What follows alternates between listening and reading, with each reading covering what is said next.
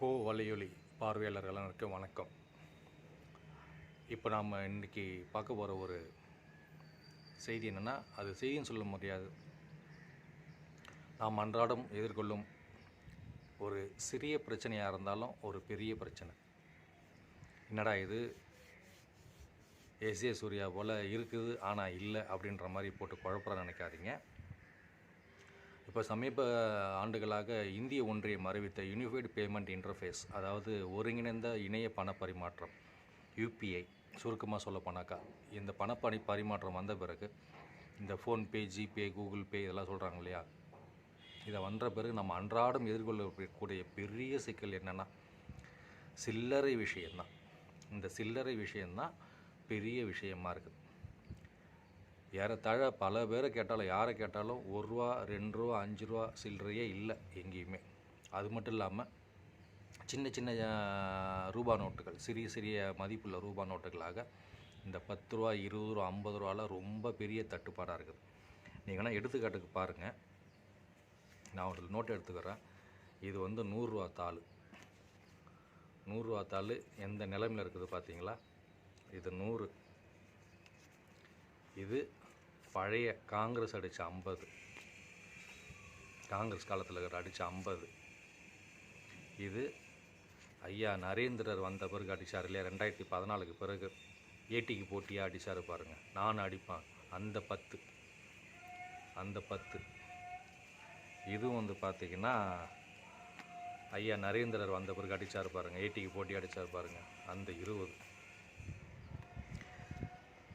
அதாவது இதுதான் இப்போதைய இந்த நோட்டுகளோட நிலைமை. கிட்டத்தட்ட 40 விழுக்காடு 100, 50, 20, 10 தான் புழக்கத்தில் அதிகமாக பயன்படுது.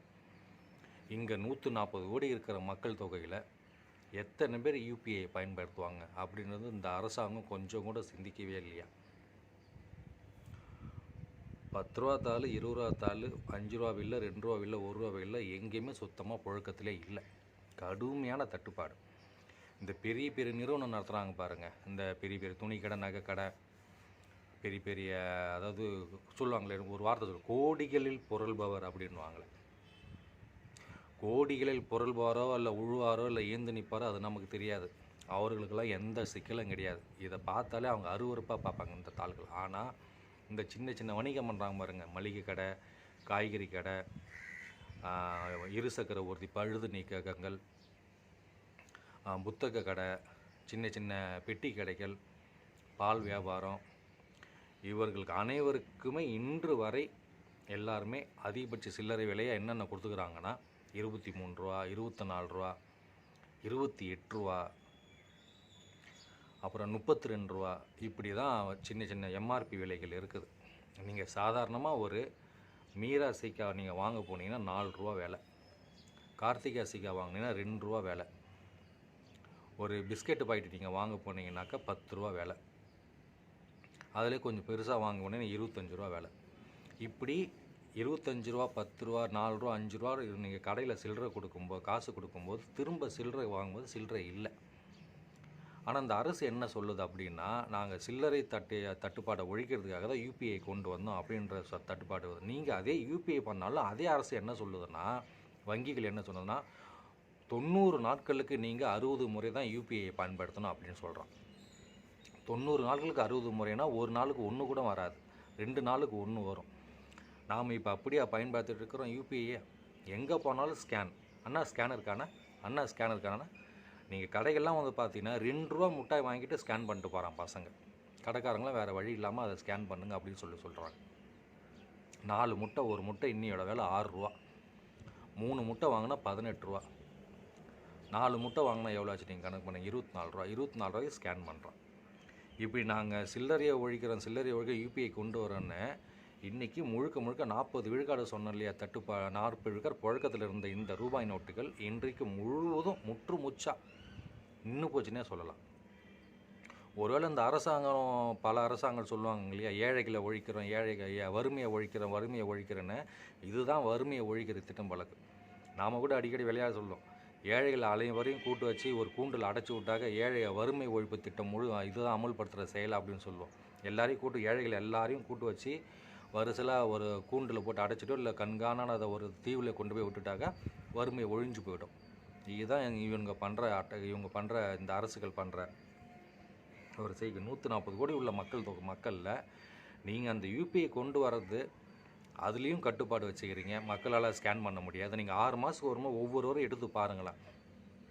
ஸ்கேன் பண்ணுறீங்கல்ல, வங்கிகள் ஒரு குறிப்பிட்ட வங்கிகள் அந்தந்த வங்கிகள் தகுந்த மாதிரி அவர்கள் வந்து கட்டணம் விதிச்சிருப்பாங்க. நீங்கள் யூபிஐ ஸ்கேன் பண்ணிக்கிறீங்கன்னு. இப்போலாம் வந்து சேமிப்பு கணக்குக்கு ஸ்டேட்மெண்ட்டே கொடுக்கறது கிடையாது எந்த வங்கியிலையும். ஏன்னா அவங்க ஸ்கேன் பண்ணி பெரிய புத்தகமாக போகுது. அதனால் நீங்கள் வந்து இணைய வர்த்தகம் பயன்படுத்தி அதில் வந்து பிடிஎஃப்லாம் டவுன்லோடு பண்ணி எடுத்துக்க நாங்கள் புக்கு தரமாட்டோம் அப்படின்றாங்க. அப்படி இல்லைனாக்கா நீங்கள் வந்து கரண்ட் அக்கௌண்ட் தொடக்குங்க. அதில் தொடங்கி பணமாற்றம் பண்ணினாக்கா நீங்கள் உங்களுக்கு யாரும் அந்த பெருவாரியாக அந்த கட்டணம் எத்தனை பேர் கரண்ட் அக்கௌண்ட் அதாவது நடப்பு கணக்கு தொடங்குவாங்க. நடப்பு கணக்கு தொடங்கி சேமிப்பு கணக்கு தான் இன்றைக்கி எனக்கு தெரிஞ்சு ஒரு 70 விழுக்காடு கிட்டத்தட்ட அனைவரும் சேமிப்பு கணக்கு தான் வச்சுக்கிறாங்க. அந்த சேமிப்பு கணக்கில் என்னென்ன பாதிப்பு வரும்னு தெரியாமலே இந்த மாதிரி மக்களை பயன்படுத்த விட்டுட்டு சில்லறைகள் இல்லாமல் அதை ஒழிச்சிட்டு யூபிஐக்கு வந்தாக்க அதுக்கு தண்டம் விதிச்சுக்கிட்டு மினிமம் பேலன்ஸ் இல்லைனாக்கா அதுக்கு காசை வசூல் பண்ணிக்கிட்டு கோடியாக வார கடனில் இருக்கும்போது மினிமம் பேலன்ஸ் வசூல் பண்ணி நீங்கள் வேணால் ஒரு நாள் செய்திகளில் பாருங்களேன். குறிப்பிட்ட நாள் இந்த வங்கி மினிமம் பேலன்ஸ் இல்லாமல் இத்தனை கோடி வசூல் பண்ணுச்சு, அந்த வங்கி மினிமம் பேலன்ஸ் மக்களுக்குலேருந்து இத்தனை கோடி வசூல் பண்ணுச்சுன்ற செய்திகள்லாம் அடிக்கடி வரும். ஆனால் இதையும் செய்தி பார்ப்போம், மினிமம் பேலன்ஸ் இனிமேல் வசூல் பண்ணக்கூடாது அப்படி அரசாங்கம் போட்ட உத்தரவு. ஆனால் அந்த அரசாங்கம் போட்ட உத்தரவே இருந்தாலும் வங்கிகள் அதை பின்பற்றுறதா இல்லையான்னு அரசு கண்காணிப்பது கிடையாது, ஆர்பிஐ கண்காணிப்பது கிடையாது. ஆனால் ஒவ்வொருத்தரும் காசு வசூல் பண்ணி இன்னி வரைக்கும் வசூல் பண்ணிக்கிட்டு தான் இருக்கிறான். ஒவ்வொரு மினிமம் பேலன்ஸ் சார்ஜஸ்ன்னு சொல்லிட்டு நீங்கள் ஸ்டேட்மெண்ட்டில் எடுத்து பார்த்தா தெரியும். இந்த அரசுகள் ஒன்றிய அரசு கடந்த 13 ஆண்டுகளாக இந்த வேலையை தான் பார்த்துட்ருக்குது. ஏடிக்கு போட்டியாக அடித்த இந்த 10 ரூபா தாள் அடித்து கிட்டத்தட்ட வந்து பார்த்திங்கன்னா ஒரு அதிகபட்சம் ஒரு 10 ஆண்டு கூட இருக்காது. அதோட நிலைமையை பாருங்கள். புழக்கத்தில் அதிகமாக எத்தனை கை பார்த்துருக்கு அந்த தாள் பாருங்கள். இந்த 100 ரூபா தாள் புது தாள் அடித்தது தான். இதோட நிலைமையை பாருங்கள். இதோட நிலைமையை பார்த்தீங்களா? ஒரு 140 கோடி உள்ள மக்கள் தொகையில் ஒரு பணத்தை கூட சரியாக அச்சடித்து கொடுக்க முடியல இந்த அரசுகளால். கேட்டாக்கா ஒரு தாள் அடிக்கிறதுக்கு 10 ரூபா தாள் அடிக்க இதில் 11 ரூபா செலவாகுது, 10 ரூபா 50 ரூபா செலவாகுது, 4 ரூபா செலவாகுது அப்படின்றான். ஒரு 5 ரூபா வெள்ளை அடிக்கிறதுக்கு 6 ரூபா செலவாகுதுன்னு கணக்காட்டுறான். ஒரு 10 ரூபா தாள் அடிக்கிறதுக்கு 4 ரூபா செலவாகுதுன்றான். செலவாகும் தான். மக்களுக்குள்ள வரி பணம் வாங்குறீங்கல்ல, அந்த வரி பணத்தை வாங்கி செலவு பண்ணுறீங்கல்ல, அந்த வரி பணத்தை வாங்கி நீங்கள் செலவு பண்ணும்போது நீங்கள் அதுக்கான மக்களுக்கு சரியான சேவை கொடுத்து தான் ஆகணும். இந்த பிரச்சனையை நான் மட்டும் எதிர்கொள்ளலை, இன்றைக்கி பல பேர் எதிர்கொள்கிறாங்க. பேருந்தில் போனால் சில்லறை இல்லை, கடைக்கு போனால் சில்லறை இல்லை, எங்கேயுமே சில்லறை. பேருந்துக்கெல்லாம் நீங்கள் போனீங்கன்னா அந்த நடத்துனர் கேட்குற கேள்வி ஏண்டாப்பா பேருந்தில் வந்தோன்னு ஆகிடும். உள்ளூர் நகர பேருந்துகளில் சில்லறையே கிடையாது. நீங்கள் நகர பேருந்துகள் நெடுந்தூர பயண பேருந்துகளும் இதே சிக்கல் தான். அந்த நடத்துனர் நம்ம என்ன சொல்லிப்போம், ஒரு நாள் நூற்றுக்கணக்கான மக்களை பார்க்குறாங்க. அவங்க எவ்வளோ மன உளைச்சலில் இருப்பாங்க சில்லறைகள் இல்லாமல். இந்த குறிப்பாக அந்த 10 ரூபா வீல்ல புதுச்சேரியில் ஒரு 2 ஆண்டுகளுக்கு முந்தைய தான் வேண்டான்னு சொன்ன 10 ரூபா வீல்ல இன்றைக்கி 10 ரூபா வில்லையே எங்கேயுமே புழக்கத்தில் வரவே இல்லை. எல்லாம் 10 ரூபா வில்லம் பார்த்தோன்னா ஆயிரக்கணக்கான 10 ரூபா வில்ல இருந்தது. நான் யாருக்கையும் வாங்கவும் இல்லை இருந்தது.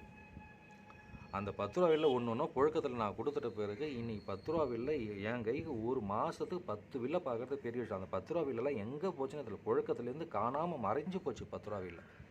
இந்த 10 ரூபா கிழிஞ்சு போன தாள் தான் இருக்குது. ஆனால் ஒன்று, இந்த பெரிய பெரிய நிறுவனங்கள் வச்சுருக்காங்க பாருங்கள், பெரிய இந்த பல அடுக்கு துணி கடைகள், பெரிய நகை கடைகள், அவர்களில் எல்லார் கையிலையும் வந்து பார்த்துட்டா சில்லறை இருக்குது. எங்கே போனீங்கன்னாக்கா 10 ரூபா தாள் 20 ரூபா தாள் எல்லாம் புது தாளை தான் வச்சுருக்கிறான். பொதுமக்கள் கையில் இல்லை. அனைவரும் வங்கிகளில் பேசி வச்சுக்கிட்டு வங்கிகளில் ஒரு ஒப்பந்தம் போட்டுவிட்டு சின்ன அந்த குறுக்கு சால் ஓட்டி அவனு கட்டாக வாங்கி வச்சுப்போம் போல இருக்குது. இது தெரியல, இருந்தாலும் அது நம்ம சொல்ல வேண்டியதாக இருக்குது. பெரிய நிறுவனங்களுக்கு சில்லறை தட்டுப்பாடே இல்லை. இதில் பாதிக்கப்படுவது என்பது இந்த யூபிஐ பேமெண்ட்டால் நம்ம மாதிரி அன்றாடம் காட்சிகள் தான் பாதிக்கப்படுறோம். இந்த தாளை வச்சுக்கிட்டு நேற்று போகிறோம், ஒரு பெரிய துணி கடைக்கு போகிறேன். புதுச்சேரியில் ஒரு புகழ்பெற்ற துணி கடை, தென்னகத்தார் வந்து இங்கே பெரிய துணி கடை வச்சுரு, அண்ணா சாலையில் வச்சுருக்காரு பெரிய துணி கடை, 5 மாடி துணி கடையில். அந்த துணி கடையில் 4ஆவது மாடியில் பல்பொருள் அங்காடின்னு ஒன்று வச்சுக்கிறான். அதில் போய் கொடுக்குறேன். இந்த தாளை வாங்க மாட்டேன். அந்த தம்பி திருப்பி எங்களை கூட இந்த தாளை வாங்க மாட்டேன், திருப்பி கொடுக்குறாரு. இந்த தாளை வாங்க மாட்டேன். இந்த தாள் எல்லாமே நான் வாங்கினது, வியாபாரம் பண்ணி நான் வாங்கின காசு. இதை நான் இன்னும் மாற்ற தான் போகிறேன். ஆனால் அவர்கள்லாம் இதில் மதிக்கவே மாட்டுறான் அந்த காசை. அப்படி தான் ஓடிட்டுருக்குது. இதுக்கெல்லாம் யார் காரணம்? இந்த தாள் நான் உழைச்சி சம்பாரித்த காசு தான். ஆனால் அந்த காசை வேறு ஒருத்தன் வாங்க மாட்டேன்றான். இது வாடிக்கையாளர் வாங்க மாட்டான்னு வாடிக்கையாளர் தான் எனக்கும் கொடுத்தான். ஆனால் அவங்க சொல்கிறாங்க அவங்களுக்கான வாடிக்கையாளர் வாங்க மாட்டுறாங்க. முதல்ல இந்த அரசுகள், நல்ல அரசுகள் என்பது மக்களுக்கு எது தேவையோ அன்றாடம் புழக்கத்தில் இருக்கிற மக்கள் அனைவரும் டிஜிட்டல் மயமாகங்க சொல்ல முடியாது. கொஞ்சம் கொஞ்சமாக மாற்றணும். அது வரைக்கும் இருக்கிற தாளை நீங்கள் அச்சடித்து கொடுக்கணும். இதை கூட செய்ய முடியாத அரசுகள், நாங்கள் இத்தனை விழுக்காடு பொருளாதார ஜிடிபியில் உயர்ந்துட்டோம், அந்த அமெரிக்கா இவரை பார்த்து பயந்தது, இந்த ரஷ்யா இவரை பார்த்து பயந்தது, எங்கள் 56 அங்குல மார்பகத்தாரை பார்த்து சீனா பயந்தது, இப்படி சொல்லிக்கிறதுல ஒன்றும் பெருமை பீத்துக்கெல்லாம் ஒன்றும் கிடையாது. முதல்ல நல்லரசாக இருங்க, அதுக்கப்புறம் வல்லரசாக மாறுங்க என்பதை மட்டும் கூறிக்கொண்டு, இந்த பதிவு உங்களுக்கு பயனுள்ளதாக இருந்தால் ஒரு விருப்பம் தெரிவிங்க. இந்த பதிவு உங்களுக்கு பிடித்திருந்தால் உங்கள் நண்பர்களுக்கு பகிர்ந்து விடுங்க. இந்த பதிவு உங்களுக்கு கருத்துக்கள் எதுனாலும் அந்த கருத்துரை பகிர்ந்து கருத்தை பதிவு பண்ணுங்க. மேலும் இந்த பதிவு, இந்த வலையொலி ஊடகத்திற்கு நீங்கள் சப்ஸ்கிரைப் பண்ணுங்கள், சந்தாதாரராகுங்க. அப்போது தான் என்னை போன்ற ஒரு சிறிய வலையொலி பதிவர்களுக்கு ஒரு பெரிய ஊக்கமாக இருக்கும் என்பதை கூறிக்கொண்டு விடைபெறுகிறேன். நன்றி, வணக்கம்.